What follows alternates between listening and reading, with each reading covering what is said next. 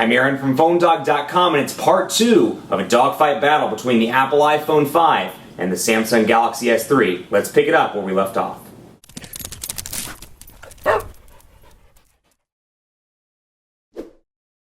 It's part 2 of a hot dogfight, hot with a W, hot dogfight between the Apple iPhone 5 and the Samsung Galaxy S3. Both of these units are on Verizon, but obviously because of the cosmetic lack of differences between both of these on all carriers in the US, you've got AT&T and Sprint over here, and then you have AT&T, Sprint, T-Mobile, and US Cellular in addition to Verizon over here. This is really comparable with the exception, obviously, of network speeds and carrier-installed applications across the board because these look exactly the same depending on which carrier you go with, or regardless of which carrier you go with, I should say. But welcome back to part 2 of an epic dogfight. This is the dogfight of 2012 for all I'm concerned. This is a flagship device. This is a flagship device. Let's put them together in a dogfight. But first, some love to Best Buy Mobile. Special thanks to them for giving us devices for use in our One Paw Bandit game. We're actually giving these away on the site right now thanks to Best Buy Mobile at instantwin.phonedog.com. When you go into Best Buy Mobile, you won't deal with rebates, paperwork, waiting 8 to 10 weeks, those annoying debit cards that literally no one in the world likes. I mean, there's got to be like some 1 or 2 people out there that like them, but otherwise, most people don't like those. At Best Buy Mobile, you'll walk out without paying the after rebate price. So let's jump right in and take a look at both of these devices. Where I left off in part 1, I was talking about software, and I want to go back into that discussion a little bit here while we're taking a look at some of the different things on both of these devices. First of all, I'll show you the phone applications so you can kind of see the difference here, both on screen size and on improvements to iOS 6 and TouchWiz. So iOS 6 over here, a little bit of a difference in terms of the way that it looks in the dialer application. Same thing over here, recent, favorites, and contacts. Down here, favorites, recents, keypad, voicemail, and in the center, contacts. Now keep in mind, favorites over here, if you have Do Not Disturb turned on, which we talked about in part 1, you can set it where your favorites, your mom, your dad, your girlfriend, your boyfriend, whoever, can call you, and it'll still roll through despite Do Not Disturb being on. And I also want to show you some of the improvements to the call area, and we'll do a dial test of the iPhone 5 here to remember the number of the iPhone 5 unit. So I have a feeling the Quick Brown Fox is going to call over here in just a second, so we'll take a look at what it looks like. And then, of course, there it is. Quick Brown Fox is calling. And then, of course, you have these new settings down here as well. Decline, answer, and you can swipe it up much like you can with camera in the camera area when you're unlocking the device itself. And you can hit reply with message or remind me later. So I can hit reply with message. I'm going to call Quick Brown Fox later. And so I sent him a text message, and you can see it just sent through there. So those are some additional features. Over here, you've got kind of a similar look and feel. If I knew the demo phone number, I can't remember it off the top of my head over here, I'd give it a buzz because you have a couple of different options there. And then, of course, the unlock screens within themselves look slightly different over here. You've got some shortcuts down here, and you can really customize the unlock screen over on the Galaxy S3. You can add a news ticker at the bottom. You can add icon shortcuts. You can add the weather, which obviously I have here. And, of course, when you have a message or a missed call, they pop up in little circles over here. And again, Nature UX, as you can see, the kind of water ripple as I go through here. On this side, I can either swipe up to reveal the camera or slide to unlock. So let's take a quick look at speed test because we don't have a lot of time, and I don't want to keep part 2 as long as I did part 1. I have a feeling part 1 is going to be like 17 minutes, but let's be honest, guys. This is an epic dogfight, so I am pretty psyched about it. Verizon's LTE, they quote 5 to 12 megabits per second on the download, 2 to 5 megabits per second on the upload. I've seen it much faster in testing on both of these devices, but we'll see what is happening at this given point at 3:30 in Charlotte, North Carolina. So we'll load up Shelby, North Carolina on both. You've got speed test starting up over here, about 13 megabits per second over here, a little faster over on this side, 16 megabits per second, 15 to 16. So much ahead of the 5 to 12 megabits per second quote that they give you. That's in very saturated markets, which is ironic because we actually are one of the more saturated markets. We rolled out in December 5th, 2010, along with the other 38 original LTE markets. And then over here, upload a little slower on the iPhone, but uploads faster on the Galaxy S3. So download, iPhone wins, upload, Galaxy S3 wins. And because there's no quadrant standard on iPhone, I'm going to roll through that test. We won't do it over here on the Galaxy S3, but again, dual-core processors, a slower clock speed over here, but it's all about the way that it works with the software. So that's something to really keep in mind. So let's go through some of the issues with both of these devices as well, where we're kind of talking about it. One, I'm noticing that the Galaxy S3, for a plastic device, it's pretty prone to breaking. You look at any drop tests on the internet, and also with my own personal use, I actually dropped a Galaxy S3 one time on tile and it shattered. And so my screen shattered on my original blue AT&T Galaxy S3 I was working with. Over here, these historically rather have issues with dropping, although I will say, based on my early research of these devices, it seems like these are a little bit more sturdy thanks to the metal or the aluminum on the back, aluminum sides. I do notice that these seem a little bit more sturdy. That said, and this one's also noticeably lighter than the 4 and the 4S. So keeping both of those things in mind, I think you've got a more durable device over here. Now, it's anybody's guess as to which one of these is actually more durable, and in all honesty, I think it depends on how you drop it. So you look at any drop test on the internet, you're going to be out of luck, because if it drops a certain way, it's going to be fine. If this one drops a certain way, it's going to have issues. If you look at any of those, be sure to take a look at how they each individually drop. But that said, some issues with the iPhone 5. Several people, including Taylor Martin with Phone Dog and a couple of other people I follow and work with on the internet, have had issues out of the gate from the factory where there are scuffs or scratches on their black iPhone 5s. Not really seeing it as much on the white iPhone 5, which is funny because it kind of goes full circle. You know, we had the issue with the white paint on the iPhone 4 and 4S for so long, and now it's gone full circle and it's come back to the black devices. But issues because this is aluminum underneath, and when you scratch it, there's a paint coat on this, and when you scratch it, it removes that paint coat and you can see the aluminum underneath. No, I will not try it on Phone Dog's demo device, but you get my idea, and you'll see, if you look at pictures on the internet, and you can see, for example, here, this is literally not left the office or left my briefcase, and it's been in a little nice contained pocket, and you can see here, I'll wait for it to focus in, so you can take a look here. You can see a little scuff right there at the very bottom. That was there from the very beginning on the Verizon unit. Issues like that, build quality or kind of QA issues like that, are definitely a concern. Over here, haven't really had any issues like that, though. I will say with one of the AT&T review units I was working with, the back kind of popped off, and despite which battery cover I put on it, I tried the Verizon one and the Sprint one thinking, well, maybe the plastic is just warped on this device. Unfortunately, it seemed to be the device itself. Something had happened with the hinge area, and I was having some issues with that. Also, I'm noticing that over extended use with these devices, I see hairline cracks between the camera, the flash, and then of course the speaker just on the battery door. And I don't know if you can see any on this one, but I really notice it on the blue Galaxy S3s. And I have not seen it on the red one, but I did see it on the blue T-Mobile and on the white AT&T Galaxy S3 I was working with. So little issues like that, little quality assurance issues. That said, it's part of mass producing a device, but still you'd like to see them get a little bit better at that. And given Apple's historical advantage here, they when it comes to that kind of stuff, or their kind of OCD intent to be perfect, if you will, it's odd to see these kind of build quality issues coming out of the gate, despite the fact that they sold 5 million devices over the weekend. Let's take a look at the cameras. 8 megapixel cameras on both of these devices. 1080p HD video recording, as you can see here. We'll take a picture of the Intuition on both. Camera's fantastic on both devices. I give a slight edge in terms of image quality, and hear me out here, slight edge in terms of image quality to the iPhone 5. That said, the features of the camera make me give the overall camera award to the Galaxy S3. There's some brilliant features over here. Take a look at some things like this, for example, single mode or single shot, burst shot, HDR. So I can turn on burst shot, for example. We'll slide that one out of the way just for a minute. I can either do best shot and take 8 pictures in rapid succession, or I can do burst shot and then do 20 pictures in rapid succession. But once I take pictures, I can just move it around, have some fun with it.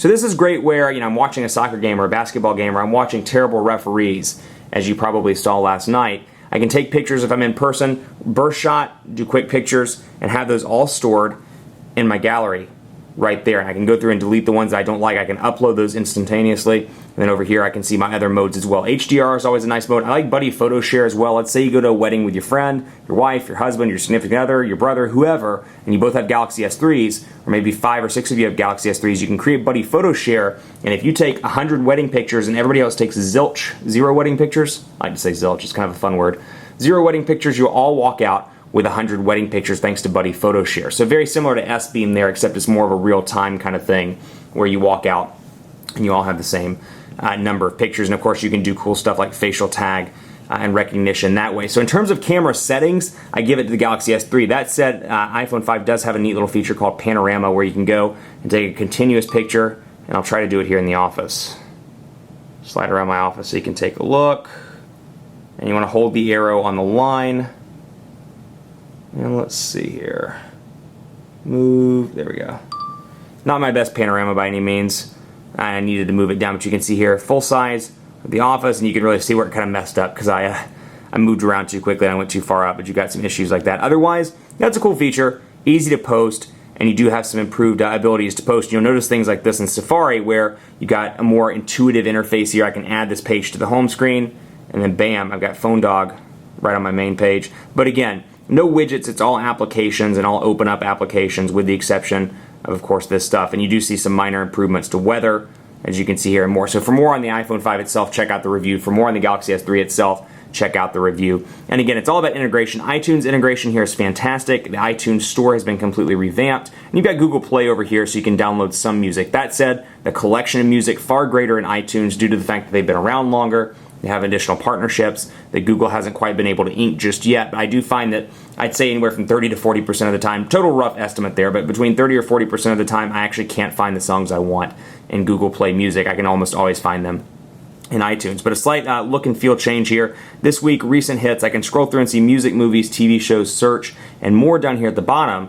And I've got my recent hits. I can go into Babel, for example, Mumford & Sons. I can download the full album. I can download the songs. And because of integration with iTunes, I can turn it all on where when I get something on the computer, it'll auto-sync to my phone, or when I buy something on the phone, it'll auto-sync to the computer.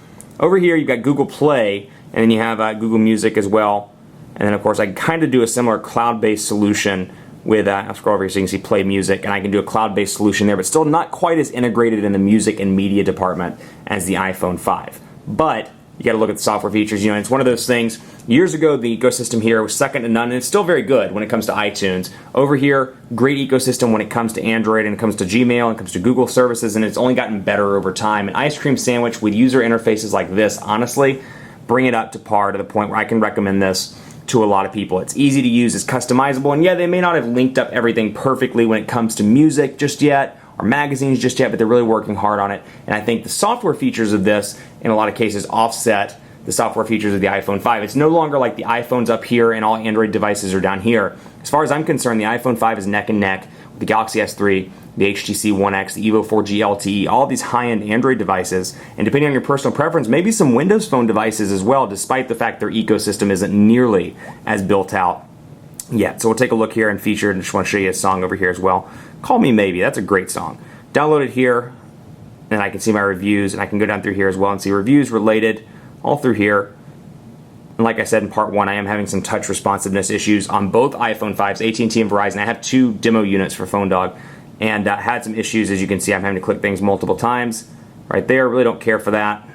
On the other hand, over here, pretty quick and easy, and it seems to register my gestures in most cases. Really having some issues with the iPhone 5, and I don't know if it's because of the way that they do the screen now, where the touch responsive or touch integration and the screen itself are fused into one, whereas before it was a panel of glass and then the touch digitizer.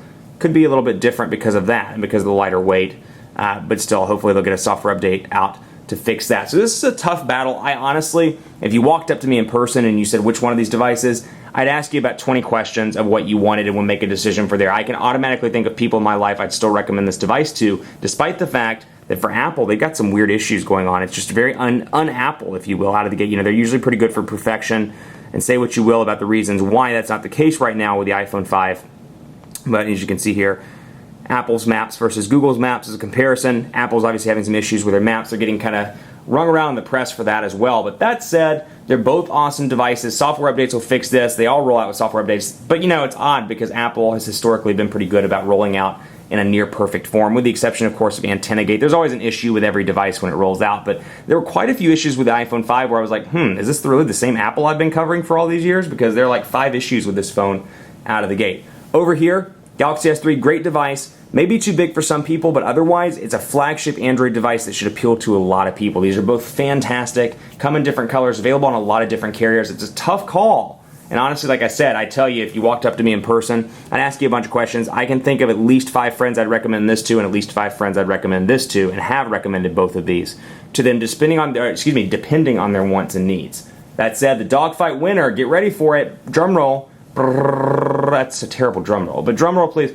The Galaxy S3 is the winner of the Dogfight. Honestly, had this been a year ago with the Galaxy S2 versus the 4S, Samsung hasn't quite up to par when it came to the Galaxy S2. It was very close. They were working on TouchWiz. They were working on that software integration. But this thing presents an incredible package when it comes to specs, great specs. The software is incredible. Features like S-Beam really redefine the consumer experience. And these are the things Samsung's got to work really hard on getting out and messaging to people. All of their ads should be about, and they kind of are, but all of their ads should be about S-Beam and about, you know, fantastic web browsing capabilities and some of these things that really matter to people. Great maps capabilities.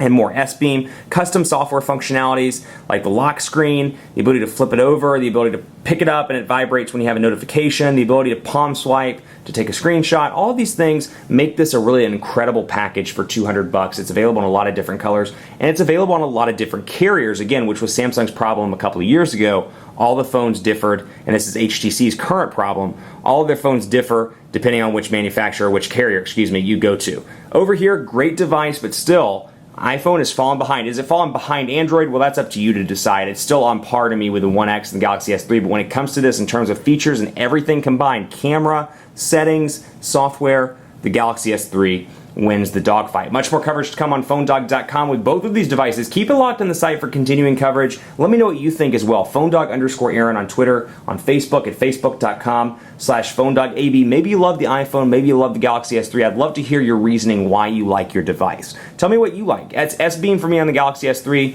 Over here, it's things like Do Not Disturb, great web browsing functionality, and a killer media ecosystem. Maybe you like totally different things about both of these phones. Let me know. PhoneDog_Aaron on Twitter. And be sure to enter our greatest tech giveaway ever 2 on Facebook at Facebook.com/PhoneDog. Thanks for watching. Hit me up. Let me know what you think of these devices on PhoneDog.com. We'll see you next time.